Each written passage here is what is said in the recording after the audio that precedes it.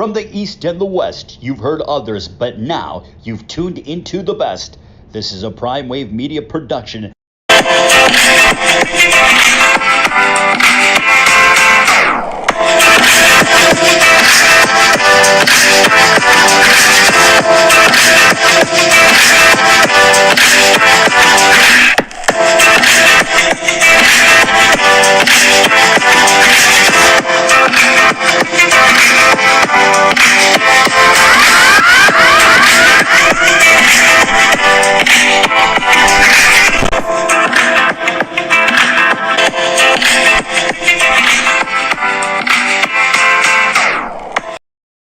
What's up, world? It's the one and only Pop DBICD Primetime Capper. I'm feeling good. I'm feeling great. I hope you are feeling the same. And man, oh man, it is Sweet 16 Thursday. We kick off the Sweet 16 tonight. We have the East Regional and the West Regional, but we'll be talking about that in a moment. And you know, we got 30 teams in 30 days. We're previewing the NL Central this week, and pretty much we do have ourselves sorry about that. We have ourselves a very fun group today. From what I can see here, we are going to get to review the Pittsburg Pirates today. The Pittsburg Pirates last season were 62-70. They finished dead last in the Central Division. No surprise there, for real. You know that this team is good, but you know how it goes with them sometimes as well, that the team is just who they are. They're just not that good. You know what I mean? So pretty much you know, they have themselves a great lineup coming in this season. And I think that a lot of people might have them as a team that's a lot better than, you know, that they're advertising for, but they do have a lot of guys you can get very excited about. That's the whole thing. Like, let's talk about O'Neal Cruz. O'Neal Cruz is a guy that's projected to hit 23 home runs next season, have 79 RBIs and 71 RBIs. And this is all coming out the leadoff spot. And he's going to be, they feel like they projected him a little bit lower than 250. So that means that he's going to be hitting the ball pretty well. But I think for a leadoff man, you need to be more of a 300 hitter, in my opinion. And I think that literally if they can get a little bit more out of him, and it's just not about the power, I think that things can work out. But I think he needs to learn how to work more walks, because they only have him projected for 47 walks and 166 strikeouts. So that's actually the highest rate on the team. So that means that he's going to be out there really going at bats really aggressively. And so I think that that's something that can be a gift and a curse for him. And you just want him to be nice and steady this year. You don't want the guy to be too – you don't want him to be too crazy. You don't want him to overdo it this year. You know, you don't want to risk any type of injuries with a valuable player like this. This guy is a stepping stone to their future. You know what I mean? He's a building block to the future, as I would like to say. And there's a few players in this starting lineup that do present that, but it's a lineup that presents a lot of some veterans as well too, that can actually be the difference in a team being really bad or really good, or being guys that can be sent off as assets for more assets, you know, for younger assets. So they brought back Andrew McCutchen, who at one point was the face of the franchise. And I think he even won a few batting titles, and I know he won a few I think he won an MVP as well too. I remember back in 2012, 2013, when the Pirates were somewhat relevant, they had a great wild card series with the Cardinals. But since that point, things have been a little different now for this team, you know. And Andrew McCutchen has kind of been, you know, sent around the wire a little bit.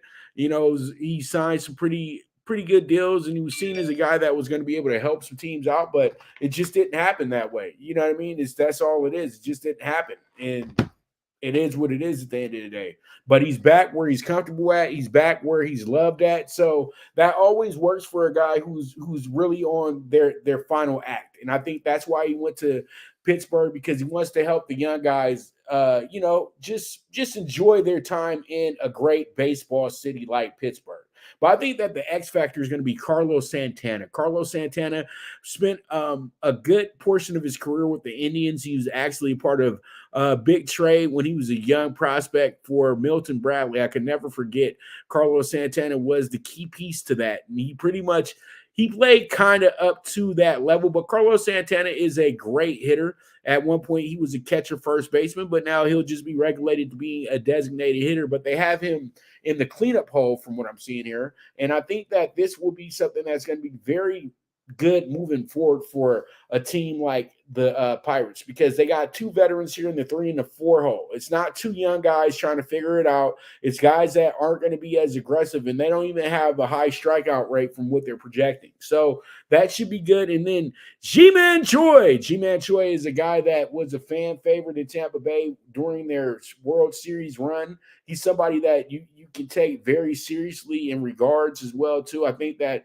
this will be something that works out pretty well for this team, having him there. Ke'Bryan Hayes could be a guy that is a young compliment to O'Neal Cruz, because he's the third baseman. O'Neal Cruz is the shortstop. So it shows you that what they're doing somewhat in the infield with their second baseman as well, too, Rodolfo Castro. So there's a lot of bright spots to this team.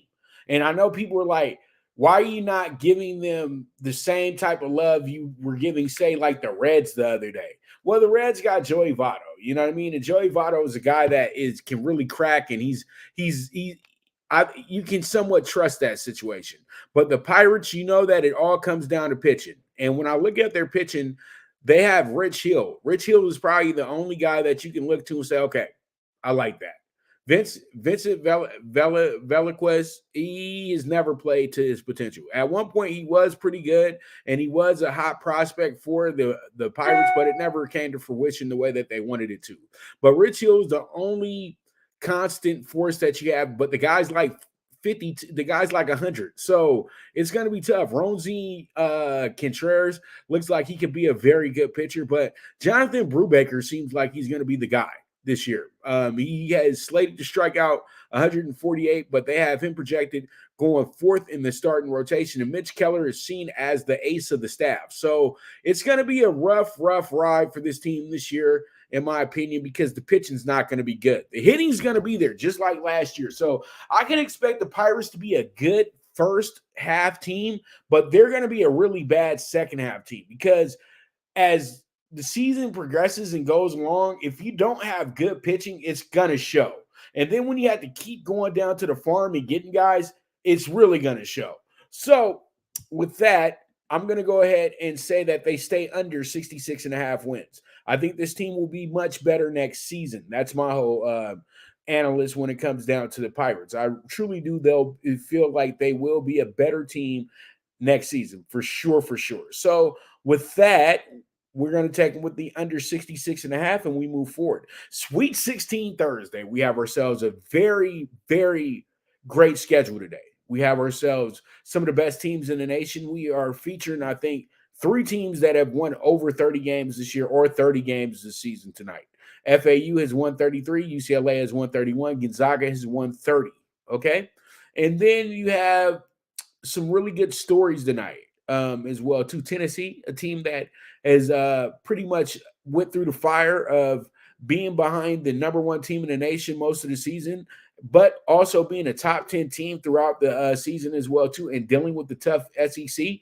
And they have got there, and they've gotten here off of just sheer toughness and will. Then you have Arkansas, a team that had a rough season somewhat. Started off in Maui, had a lot of expectations, a team that you would have felt could have been a second seed here, a third seed here, but they wound up being an 8th seed because the season just was rough. They lost 13 games. Man, what can you do about it? But they got to the tournament. They have new life, and they actually been very impressive, and they knocked off the back-to-back national champions. So they come in tonight as the biggest dog of the night, in my opinion, because FAU was going to be a dog regardless, because they're from the Conference USA, and nobody expected this Conference USA team to get past the first weekend. I feel like they were utterly disrespected by giving them a 9 seed in the first place, but they'll learn. That's how it goes. You know what I mean? And then you got K-State, brand new coach, a bunch of portal transfers, some guys that were maybe player of the year in other power conferences, but a significant injury happened to him, and pretty much everybody forgot about him. Now he's at Kansas State, and literally the star. They haven't been talking about him much, but he is one of the big stars of the tournament as well too, and that's Keontae Johnson. But they have a group of men for that group, and man, it's just going to be a great night. And breaking down all these teams. Hello, UConn. They are back. UConn is back in the mix, and UConn got a lot of people feeling like it's 1999 all over again. Because that team is really done some things that is very intriguing for a team in this tournament. They have a 16-0 non-conference record, including this year's tournament, and all wins have been by double digits. So that's what makes UConn literally the bottom out favorite going into the weekend for this bracket. So pretty much, let's go ahead and break down the games one by one. And first, let's go ahead and jump into the Michigan State-Kansas State game live from Madison Square Garden at 3:30 p.m. Pacific time, 6:30 Eastern time. And pretty much we have ourselves a very, very good matchup between two of the best teams going right now. It's pretty much who's in the tournament. It doesn't matter what happened during the regular season. Let's just keep it real. We have Michigan State, who found another team that's found new life, but they're a tournament regular. They always play the best when they're in a position where nobody's taking them seriously. They recovered so well from a first round loss to Ohio State that actually had them on the brink of missing this tournament. But since they're Michigan State, they have Tom Izzo, they knew that they were going to be able to do something in this tournament, and that's exactly what they did. So when I'm looking at this situation, I'm looking at everything, and you see the best point of the season for Michigan State was in December and the first week of January. The team wound up winning 7 games in a row. But since that point, they struggled. Let's keep it real. They struggled. And literally, they went ahead and have gone in that point, since that point, 7-7 to end the year. Most teams don't go into the tournament with a great idea of winning anything. So they got matched up with USC. Let's keep it real. USC was kind of an easy out in a sense. You know what I mean? Because USC was a team that was very limited talent-wise, in my opinion, this year. They were never ranked this year. Even though they won 22 games this season, it was still kind of a down year for a SC team that's been really good the last few years. They didn't have an NBA prospect like that this year. So pretty much USC was in here because they had to get a certain amount of Pac-12 teams in here, and USC won enough games to get in. Because in any other season, if, say, there were more Pac-12 teams that were a little bit better, USC might have been an NIT team this season. Let's keep it real. So Michigan State has went through the fire, and their biggest wins to date this season have been when they beat number 4 Kentucky at the Garden. This is why they're the favorite tonight, because they're very familiar with the Garden. They also beat Oregon, who's kind of had a down year. Wisconsin was number 18 when they beat them. Rutgers was number 23 when they beat them. And they also got a good win over Maryland, also got a good win over Indiana as well, too. So I'm just looking at the fact that they did play against a lot of teams that were in the tournament, because they had 8 teams come out of the Big Ten this year. And from what I'm seeing, they did have a really good results. Only team that they had issues with was Purdue. So Michigan State comes into this game as the perennial favorite because they got the street cred. It's that simple. They got the street cred. But is this a really good Michigan State team? No, it's not. It's not. They got a bunch of NBA prospects on it? Nah, they don't. But this Kansas State team does have what Jerome Tang said the other day. They got some dudes. I don't know if they'll be in the NBA or not, but they'll be playing in some professional league somewhere down the road. And from what I can see here, after you saw Kansas State play against Butler, you didn't think much of that team. You really didn't. Even though they had a good little run to start the season off, they had started the season off 6-0. Everybody kind of came up with the idea that they weren't going to be that good of a team. Okay? Then they had that moment at Butler where they absolutely got scorched by Butler in this game. They lost by 12. And losing by 12 to Butler was pretty bad this season because they weren't a good team. Then they got a good win over Wichita State, an old tournament darling from years ago. And then they beat 3 top 25 teams in a row. West Virginia was number 24 at the time. And then they went to Moody Center. They opened up the Moody Center for conference play and dropped 116 points that day on Texas. And Texas was the number 6 team in the nation at the time. Then they go off that Saturday and play against Baylor, who was seen as the ultimate squad. They beat Baylor by 2 points in that spot. So they go ahead and get themselves a monster victory against Baylor at Baylor. And then, that they get upended by TCU. So at that point in time, they had won 9 in a row. Then they came back and got a great win over Kansas at home. And then came back around and lost to Iowa State, then lost to Kansas again, lost to Texas again, but then beat TCU again at number 17. So they have played their fair share of ranked teams and then beat Iowa State at 19 and then beat Baylor at 9. So by being in the Big 12, they have an advantage here because they played in the toughest conference in America. And they did run into a little bit of a buzzsaw there at the end because they did get put out in the first game that they played in. They were the 3 seed, though, in a tough Big 12. That's my thing. And I feel like tonight, this is a game where they can really prove themselves that they're the better team here. When you have 2 guys averaging over 17 points nightly, and then you have a pretty good forward in Tomlin putting in his 10, you have a group that really can go ahead and take over games. You know what I mean? And that's the whole thing. But when you got Keontae Johnson, a guy that was considered who was the preseason player of the year in the SEC less than 2 years ago, it brings a very prestigious situation. But the kid Marquise Noel, man, is just absolutely incredible. He dropped 27 on Kentucky, and that was huge. And I think that when it comes down to it, you really have to look at who wants this game more. And that's who the winner is going to be at the end of the day. I know a lot of people are going to trust Izzo because Izzo has the experience. But Jerome Tang is 2 years removed from a national championship with Baylor as an assistant. And he was the top assistant for Baylor. And Baylor had a unit. And that unit that he has now at Kansas State isn't as great as that group, but they have the same chemistry as that group because it's a bunch of grown men. So with that, I would lean a little bit towards Kansas State tonight in the opener for Sweet 16. Let's go ahead and move forward to the game that everybody is chomping at the bit about. And that's going to be between UConn and Arkansas. UConn and Arkansas. You have UConn coming in here as the 4 seed. They're treating them like the 1 seed. And then you have the upset Cinderella, whatever you want to call them, in the upset kids, cardiac kids in Arkansas. Arkansas probably had the most foreseeable upset of anybody because everybody kind of knew Kansas was going to be in a tough spot because Bill Self didn't coach them that day. And Arkansas is a team that was now in their third Sweet 16. Look at their roster. All these guys, they got junior, senior, left and right.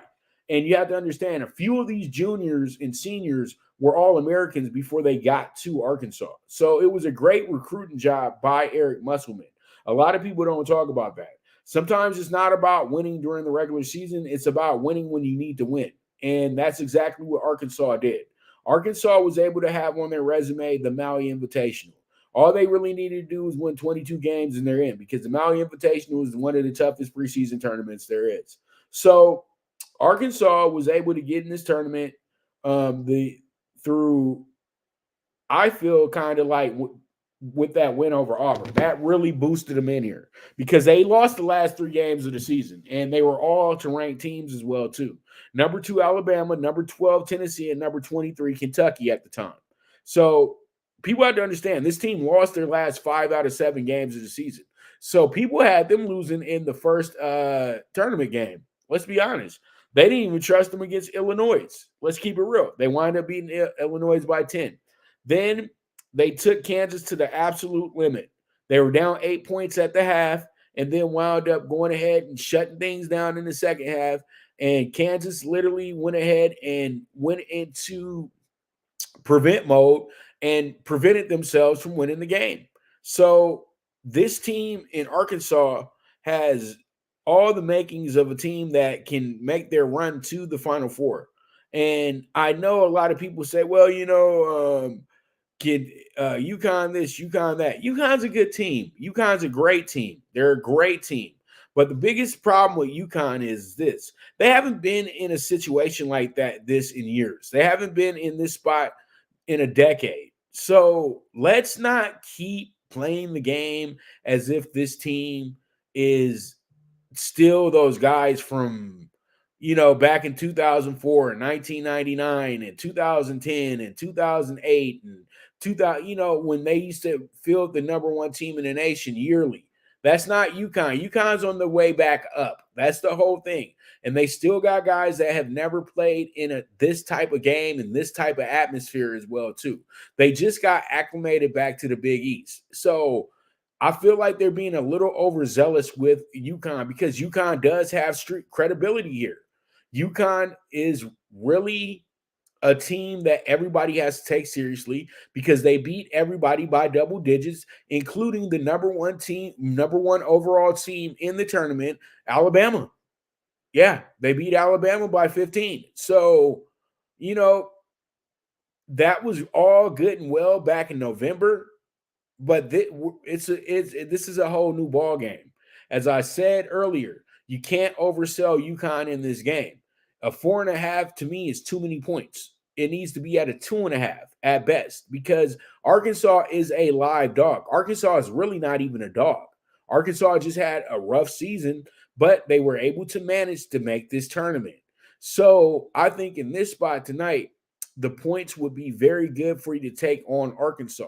And if you want to be really bold tonight, here goes an upset for you. I think that the plus 165 is some big value for you tonight in a spot like this because from what I can see right now, UConn is actually catching 70% of the money right now. Whenever I see 70-30 on a board, it's really hard for me to take the favorite. And I'm just giving you guys the heads up. Don't shoot the messenger. But this game right here, they're tilting a lot towards UConn. And to me, that's not a good sign for UConn. And here goes another thing that you guys should know. All bettors should always have this in their queue when something happens outside of the court. It wasn't anything serious where anybody got arrested or anything like that. But they checked into Vegas, and you guys know me. Vegas is my second home. I'm a Vegas veteran. I know Vegas ins and outs. You know what I mean? And I know the Strip very well as well, too, and the hotels. But whenever you have to get to Vegas and then you have to change the hotel – and you didn't get comfortable after that 6-hour flight from Connecticut, and then you check into the Luxor, all the rooms is messed up, and then you guys have to move hotels. Most likely they moved them over to the Koval right across the street from over there by the Top Golf, probably over there at the I'm trying to think. I think it's the Wyndham. Yeah, they probably sent them back. They probably took them over to the Wyndham so they wouldn't be too far away from their arena, but not exactly on the Strip because usually and I said to myself, they have to put these teams in non-casino hotels. They got enough non-casino hotels around Vegas. So I think that there's just a lot of things going wrong. I said, I don't know what had you staying at the Luxor, but it's understandable. The Luxor is probably one of the hotels in Vegas this weekend that's not getting as much traffic as the heart of the Strip because you guys have to understand that there is a boxing match going on at MGM Grand, and then there's also the Taylor Swift concert, which is going to be over at the Raiders Stadium. So it's going to be really busy. So all the major hotels probably been booked up and everything like that. But that's just bad planning in my opinion. I think that the travel secretary should have had a good idea on where to put this team at. But you also know that UConn's not the richest university. So they was playing kind of a cheap game too. They was. Come on, let's keep it real because they do have to pay for their stuff, or the NCAA has to pay for it, and the NCAA ain't going to give the Ritz-Carlton. It's that simple. But when it comes down to talking about the game, I think that UConn is really going to have to show improve tonight because they've been great, but they showed us that they are very flawed in their Big East play. Let's just be honest. Let's just be honest. They're not their team is great, but they've had their issues. Let's just keep it real. And they lost 9 games in the conference this year. So, and the conference didn't really present that many. They only got 5 teams into the tournament. Okay. And Xavier beat them 3 times. So, UConn, UConn's going to have to show us, are they really real? That's the whole thing. So, Arkansas tonight, they ain't got nothing to lose because they ain't supposed to be here, right? And when a team comes in with that mentality, the favorite's in trouble. So we'll see how it goes. We'll see how it shakes out. Should be a fun one. All right. And that's going to be the first tip-off in Vegas. Now let's get to the second tip-off in New York at the Garden.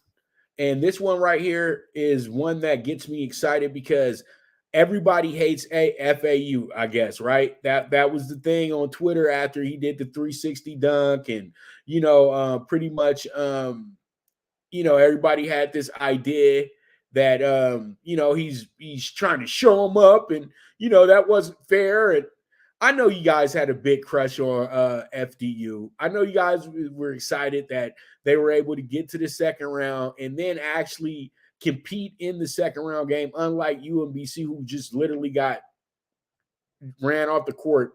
But all in all, I think FAU had to send a message for themselves because they've been totally disrespected all season. They never got any higher than number 24 in the nation. And at one point, they were 24 and zip.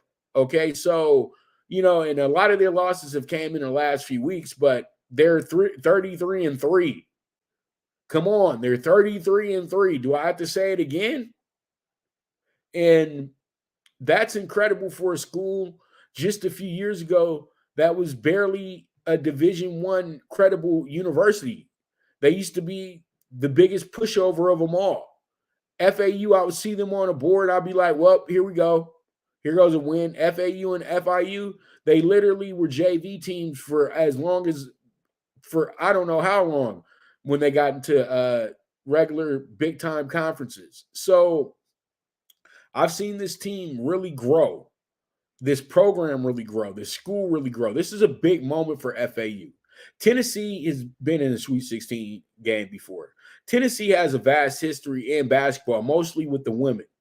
But Tennessee presents probably the best team overall in the East bracket right now. Let's keep it real. They got a lot of the studs. If you put together the all East regional team, you probably get 3 guys off of Tennessee in the starting 5 because Tennessee has a unit as well too. But a lot of these guys are a bit older, and they are guys that stuck around, and they're guys that transferred at the right time.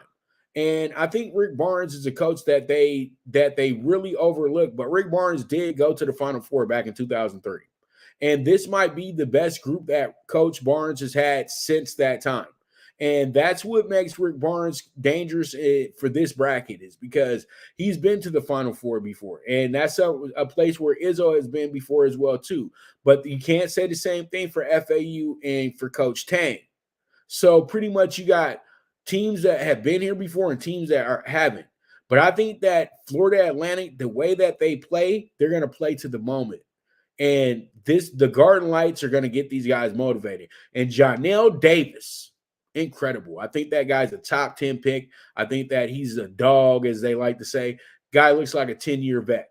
Let's keep it real. He looks like a 10-year NBA vet already. So there is their X factor right there. I think they have the best player on the court. So that means that they got a shot.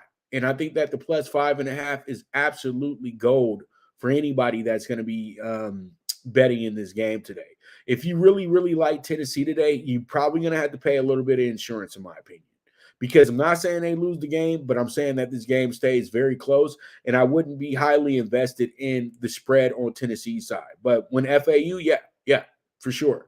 Because you're giving yourself insurance, and, it's going to be a tough task for this team to really fully win the game, but to keep the game close, that's definitely something that can occur.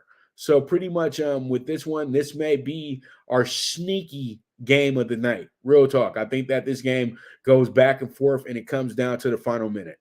So I love it. I can't wait. Garden, 6 p.m., 9 p.m. Eastern time start. 9 p.m. start in the Garden. Wow.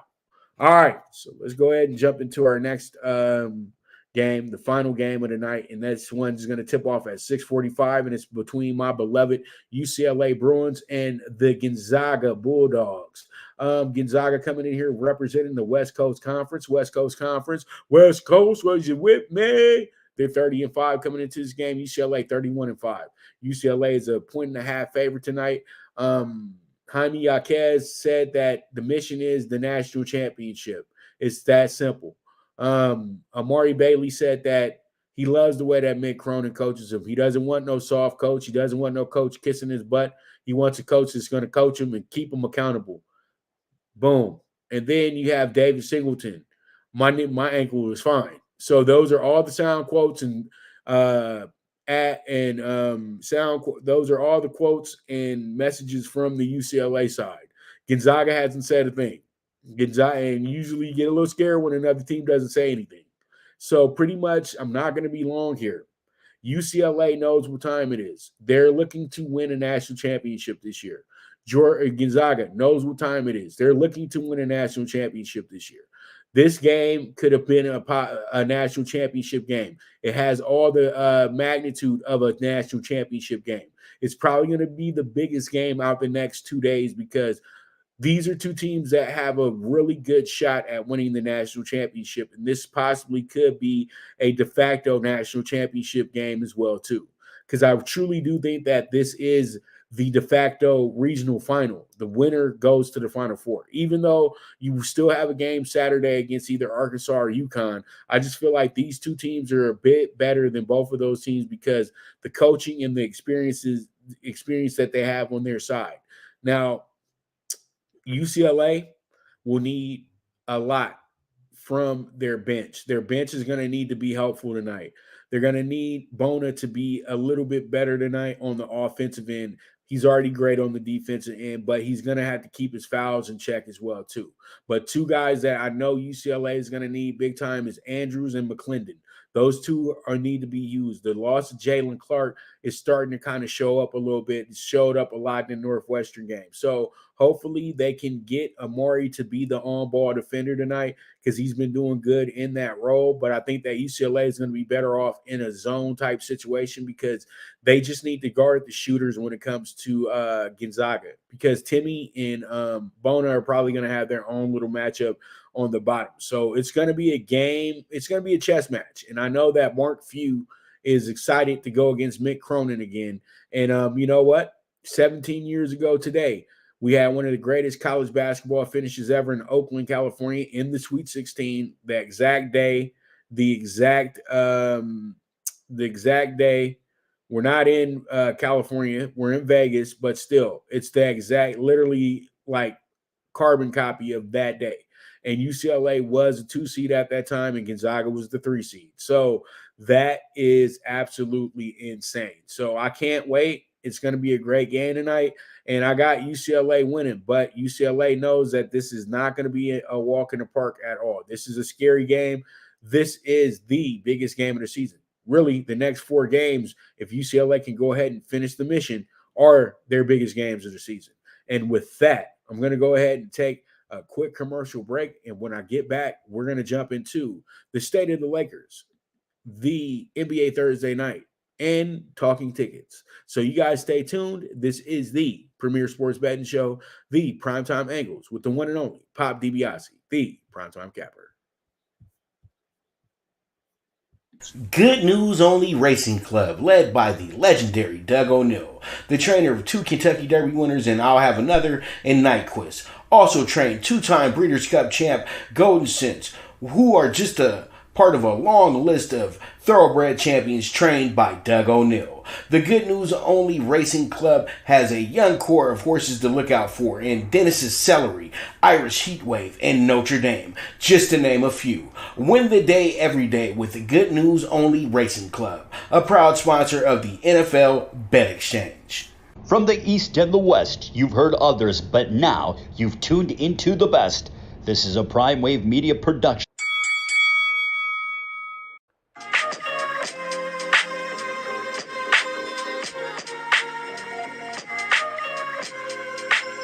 Tune into Big Wave Boxing every week with a brand new guest with the one and only Pop DiBiase, the Primetime Capper, getting the best boxing stories, best boxing angles, and the truth when it all comes down to the sweet science. Tune in to Big Wave Boxing on the Prime Wave Media channel on YouTube.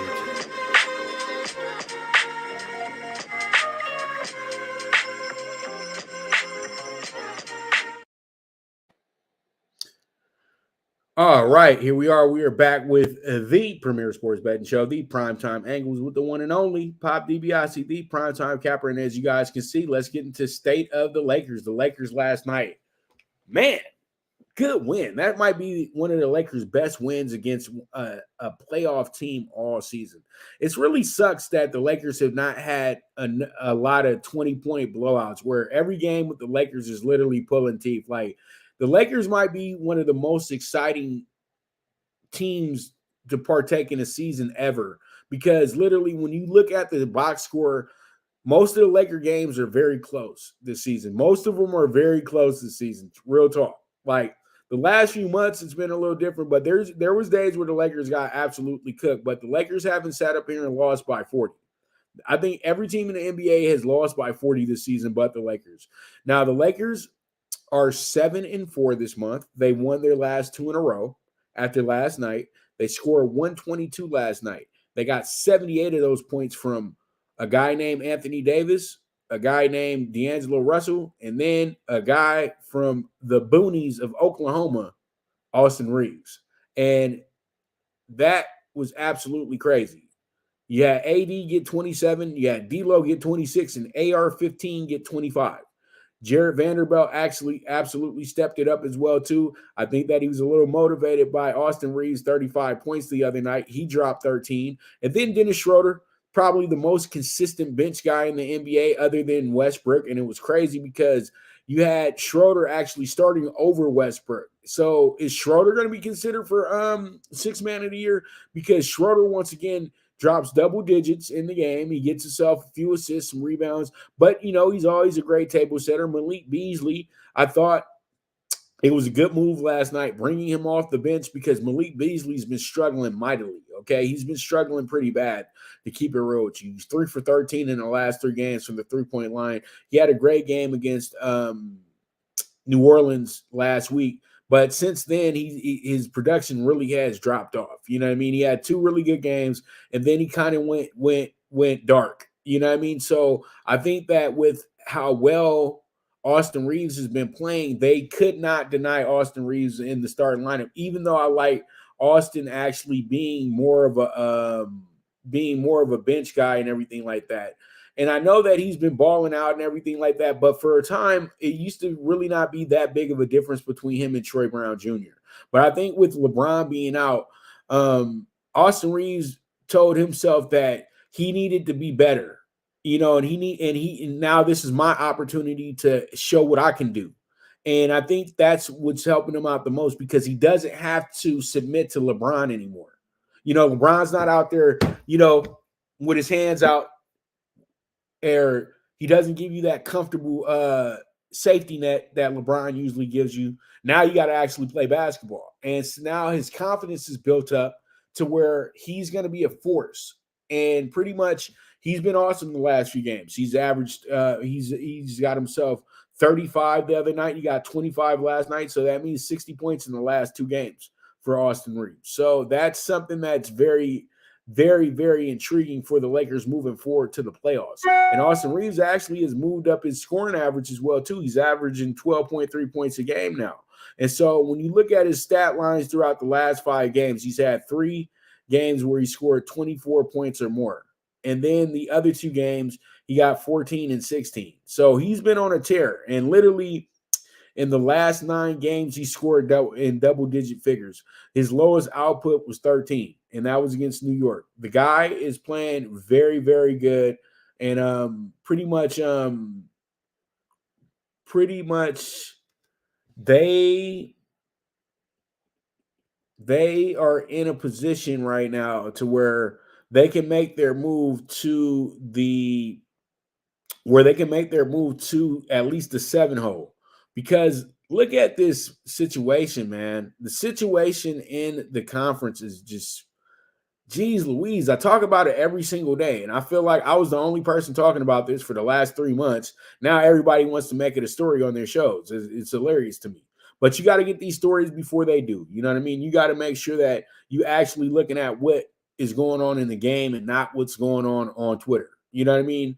And as you guys know, Minnesota could have lost last night. If Minnesota would have lost last night, the Lakers probably would have. It would have been much better for the Lakers. It would have been much better for Denver, and it would have been much better for Oklahoma City. But they still survived. They're 37-37 at this point, but they are in a deadlock jam with OKC. But Dallas and the Lakers are only a half game out. So with the win, they can get right back in. But that Utah loss was huge for them last night, and that Warriors win was huge for them last night. And the Clippers are in a position right now where they really can't drop this game tonight, because if they drop this game, then they're going to fall to 6. And then it gives everybody a little bit of confidence. And then you have Oklahoma City moving up 37-36 at that point. And so they'll probably be in the 7-hole if they win this game tonight. But all in all, it seems like the Clippers don't want to do the Lakers any favors. So that's kind of where we're stuck at right now. So pretty much the Thunder and the Clippers, it should be an intriguing game tonight. And hopefully the Lakers can get a little bit of help, because the Lakers are not going to be back until tomorrow. But good for them, they play the Thunder. So everything works out in this sense. But looking at last night's game, the thing that stuck out to me was how well the Lakers have been rebounding the ball. You know what I mean? You got AD, who's nobody's talking about AD's double-digit rebounds nightly. I think that's incredible. That's what a big man's supposed to do. Okay. And last night he only had 9 rebounds, but that's okay. They could have did a little bit better on the boards last night, but at the end of the day, it wasn't one of those games. You feel what I'm saying? But they only had 36 boards last night. I want them to be better on the boards. They gave up 12 offensive rebounds as well, too. They got to clean that up, because that's how they've been losing a lot of these games. But they did force 17 turnovers, but they had 13 of their own. So the Lakers literally kind of got dominated in every real stat that helps you win the game. But they did so well shooting last night, it got them over the top. They shot 55% last night, and they had 46 free throws to 20. So the Lakers had no choice but to win the game last night. So pretty much with that, we're going to go ahead and wrap it up on this one. But the Lakers tomorrow got the Thunder. I have a full breakdown of what's going on with that game and what the Lakers need to do to win that game. And as I said before, in this last 10 game stretch of the season, the Lakers need to be 7-3. Right now, they're 1-0. So let's go. Let's go. All right. So let's go ahead and jump into our next subject in hand. And that's going to be NBA Thursday night. NBA Thursday night starts a little something like this. NBA Thursday night, we got 4 teams playing tonight, and 4 games tonight, not 4 teams. We got 8 teams playing tonight, 4 games tonight. Sorry about that. But NBA Thursday night, always kind of a light night in the NBA anyway, because this is TNT's national games and things like that. So, you know, they'll have 2 games that aren't on national television and 2 games that are on national television. So pretty much let's go ahead and jump into our first games and all that good stuff. And you know, we got the Knicks at the Magic. This is always a funny matchup, but you know, we got the Knicks 42-32. Knicks get to brag right now. They're 10 games above 500 at this point of the season. Wow. Just, we haven't seen the Knicks be like this in a long time. And the Magic 30-43, they expected not to be a great team this year, but they are playing above expectations, in my opinion. I think everybody had this team winning about 20 games this year. You know, and you would probably still be at 17.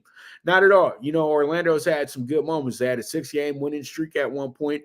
They've beaten some of the top teams in the NBA as well, too. And so they got a lot to build on for the future. So there's a lot of things working in Orlando's favor at this point. So you got the Knicks, who are trying to keep keep the good times rolling and trying to get themselves even more acquainted in the playoffs. But they're still a few games behind the Cavs. They're actually 4 games behind the Cavs. So I think that's probably a lock for the one playoff matchup that is set at this time. Knicks and the Cavs. That should be a lot of fun too. Now, the Knicks come into this month with 6-5 record. They have lost their last 2 in a row as well too. They lost last night to Miami as well. So this team is looking to get some get right tonight, and it looks like that they possibly can get it tonight against this Orlando team that I wouldn't say that they're struggling, but they're not playing great basketball at this point either. I did give them some love, but at the same time, they've been really inconsistent as well too. So this team is actually right now 4-7 for the month. They won their last game against Washington, but they've dropped their last 3 out of 5 as well too. So this team wants to be better. And the way that they're ending the month this month, it's going to be a little hard. You got New York tonight. You got Brooklyn on Sunday. Both of these are home games. And then you go back on the road. You got Memphis Tuesday night. And then you get a couple of days off and you got to play a rival in Washington. So, they're trying to play a little bit of a spoiler, but they're still building. And they're trying to build things for this team. But I feel like tonight is a game where you're going to have both teams kind of playing some premium defense, in my opinion. I think the Knicks are a little tired from last night as well, too. But I still think that they're up to it as well. But I think that probably their point production might be a little down tonight because that was a tiring game with the Heat last night. So we'll see how it goes. We'll see how it checks out. But I like the over. No, I don't like the over. I like the under 227.5. Sorry about that. All right, so we move forward. Let's talk about the Cavs and the Nets. The Cavs and the Nets, this is a good one here. We all know at one point the Nets were the number 4 seed, but they didn't fall too far off. They're just now in the 6 hole. But, they need to realize that they got to keep winning because, you don't want to fall into the play-in. And I think that the best story in the NBA would be Brooklyn still making the top 6 this year, but they need to hurry up and get to some winning because right now they're in a deadlock tie with the Southeast leader, the Miami Heat, who won last night. They're 40-34 right now, but Brooklyn's still ahead because they're 39-33. So it's a win-loss type situation. So pretty much Brooklyn is looking to go ahead and get themselves a good win over a Cavs team that they've struggled against all year. And they're just trying to, and a lot of their games with the Cavs were very early in the season. So pretty much they're just trying to get this one in.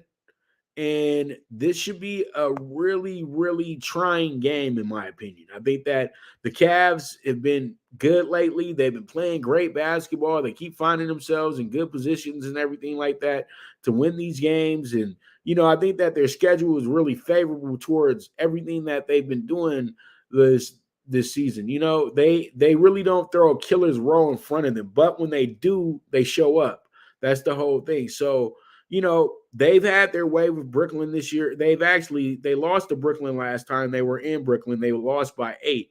But Brooklyn's been good in Cleveland this year. So, that's the switch off. That's kind of like a switch off right there for both these teams. So pretty much with this, you see the Cavs right now, they are 7-3 this month. And so pretty much this is their second game with Brooklyn as well, too. It's on a back-to-back. They beat Brooklyn by 6 the other night, but I'm going to go ahead and double back because I was in this game Tuesday night as well, too, and I'm going to go ahead and do it again. I'm going to take the Nets on the money line tonight because I like what the Nets are. I think the Nets need this win a whole lot more. That's the whole thing. And when you look at the fact that the Nets have lost 4 in a row, they're due for a win, okay? The Knicks have dropped their last 5 out of 7 as well, too. And they're only good for 5 and 6 this month. So pretty much they got to get on a good foot. They got 5 games left to go this month, including tonight. And pretty much with that, they got Miami, Orlando, Houston, and Atlanta coming up. So they need to stay on the ball because it only gets tougher for them moving forward. So pretty much I do like the Nets tonight with the actual upset as my dog of the day, plus 145. All right, so let's go ahead and jump into a battle of teams that used to play in Charlotte. We got the original Charlotte Hornets, who now are the New Orleans Pelicans, going against the new Charlotte Hornets, the guys that used to be the Charlotte Bobcats. So pretty much no LaMelo tonight. Who else ain't playing for the Hornets? Nah, who cares? Because the Hornets are terrible. The Hornets are 23-50. They've actually they've actually, keep it real, the Hornets actually have played better the last 6 weeks. You know what I mean? They were terrible, but they did finish the month of February on a 5-game winning streak. Okay. They finished up 5-6. Then they lost 3 in a row again. Then they won 2 in a row. Then they lost 4 in a row, and they beat Indiana the other night. And yes, my clients did have them the other night against Indiana. So right now they are 3-8 3-7 this month. So pretty much they are just looking to get the season over with. So that's what it is at the end of the day with Charlotte. But Charlotte has gotten better. Michael Jordan has confirmed that he's ready to sell the team as well too. So, you guys already know that, the greatest of all time didn't do a great job with that team. So, writing's on the wall. It's time to go. But all in all, Charlotte should be in this game tonight. It's going to be an over bet on New Orleans. New Orleans has a lot of pressure because they're trying to get in the playoffs. They're 35-37. They're still in a race. And it's just pressure to me tonight. And they've played better. They've won their last 2 games in a row. Now, they are 5-5 this month, but that last 2 games in a row was very helpful as well, too. So they got Charlotte coming up tonight. Then they have the Clippers, Portland, Golden State, and Denver all on the road. So that's how they close out the month. So they're looking to try to get themselves a good win tonight at home, but I think they're going to put too much pressure on themselves because they're going to probably feel like this is going to be an easy win, and it's not going to be an easy win for them tonight. I think what happens here is that Charlotte gets the cover. So I like the +9 in the spot. Let's see how it goes. Let's see how it shakes out.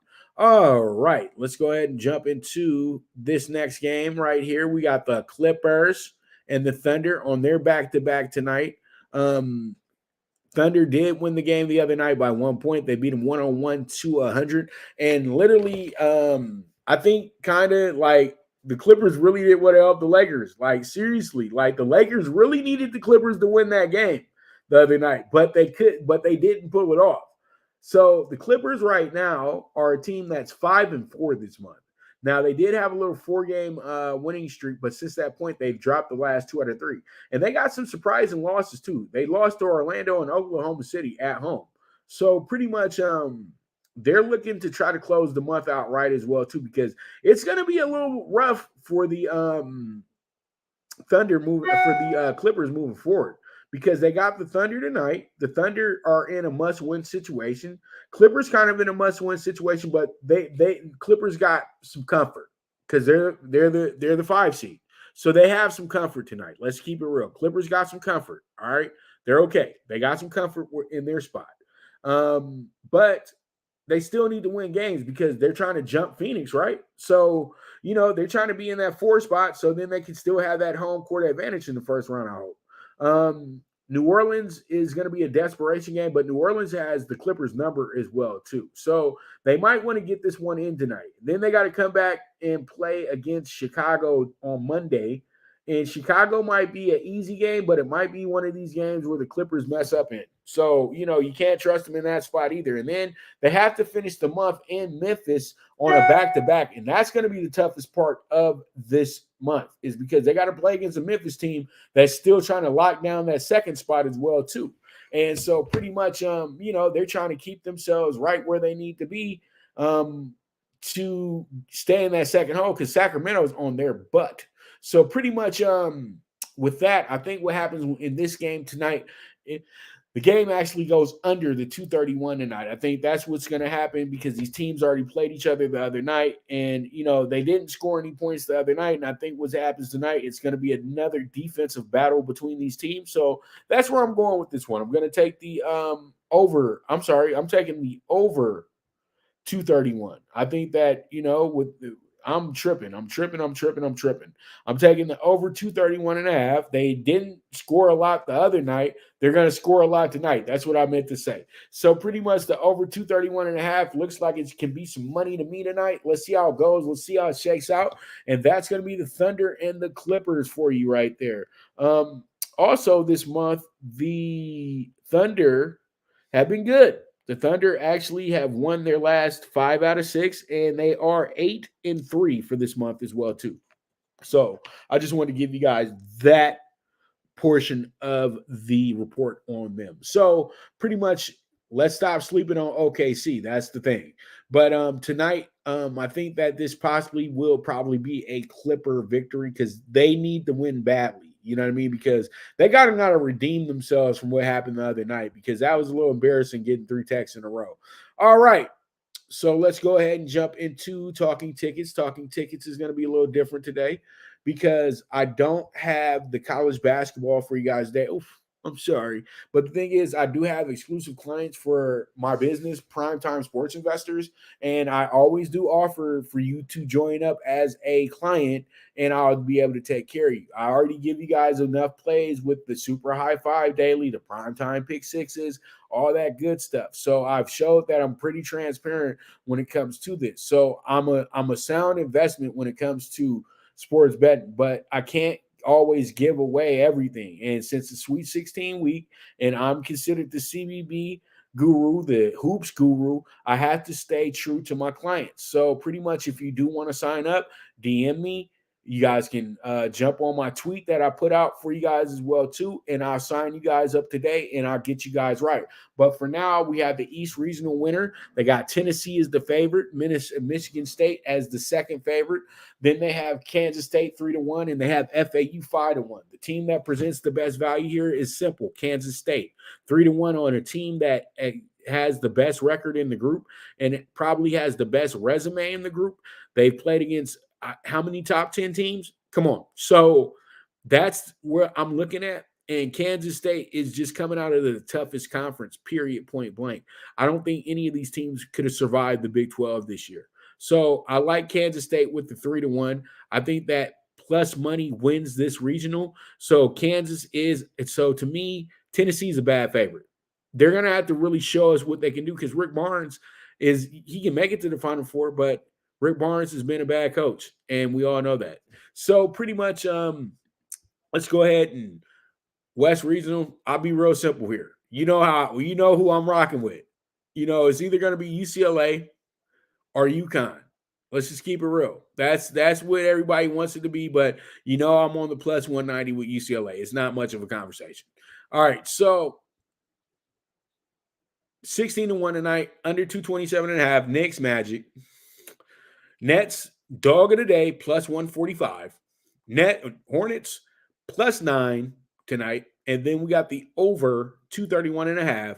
Thunder Clippers from the crypt. So pretty much 16-1 ticket tonight. You put $20 on that, you get $320 back. So there it is. All right. Okay, so pretty much with that, that's going to be our show for today. I want to thank you guys very much for tuning in as well as usual. So if you guys do catch the show right now, make sure that you retweet the show, you share the show, do what you got to do for the show so we can get these numbers up. So I want to thank you guys once again for tuning in. And with that, this is the Premier Sports Betting Show, the PrimeTime Angles with the one and only Pop DiBiase, the primetime capper. And as I always say, bet with your head, not with your heart. The movement is moving, and I am gone.